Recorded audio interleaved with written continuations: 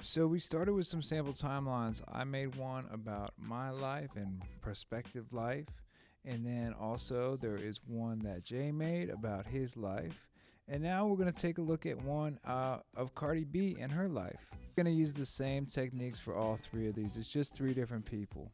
So let's get started with this. First, we're going to go to our echo and we're going to make sure that we click on the template all the way at the bottom. Next, we're going to download that template, put it on our desktop. Then we're going to go to Pixlr, create a new image. Make sure you select your life map template that you just downloaded through Echo and Google Drive. And here is the template. First of all, the size is huge because it's going to be filled up with so much stuff. So you shouldn't be doing too much stretching or shrinking.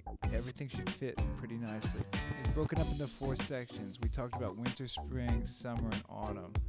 The winter before you're born, the spring when you're born, the summer is what you hope to live life in the future, and the autumn is what you're going to leave behind. So I want to bring this background of water in just because I know Cardi B's parents are from the Dominican Republic and Trinidad. She then moved to Bronx and New York. All these places are islands, are all surrounded by water. So I'm going to stretch this one out a little bit. I normally don't like stretching things out, but I'm just going to do it. And I'm just going to kind of keep this as the general background to work with. Now I have a picture of the Dominican Republic. I'm going to go to layer, flip layer horizontal, flip it around, use my eraser tool and line up the tree line with the top of the water in the picture. See if I can kind of blend it in nicely. Now you might not necessarily use pictures like this, but this is one idea that you can use. Now I'm going to go and get some pictures of the Brooklyn Bridge and New York skyline. This is where Cardi lived later on in her life. I'm going to use my lasso tool with the click button. You can see it on the top left. Go around the top and delete what I don't need.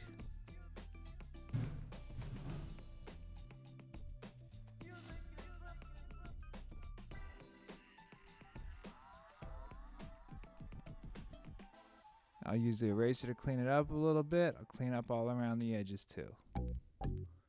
And I'm going to actually use the bridge to kind of bridge the Dominican Republic and New York. You'll kind of see how I'm doing that.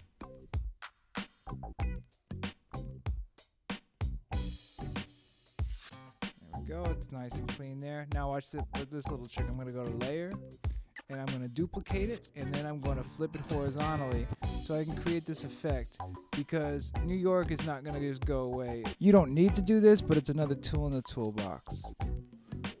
Next, what we're going to do is take a look at the Bronx. So we have this picture of the Bronx, and what I'm going to try to do is I'm going to use that lasso click tool again, chop the top of it off, and I'm going to see if I can combine these Bronx row homes with the New York City skyline to let people know that she wasn't in Manhattan but in the Bronx. And I'm going to see if I can blend this with both the Dominican Republic and New York, because her parents left the Dominican Republic and went to the Bronx, which is in a part of New York. And I got pretty close, it looks like. I like this one.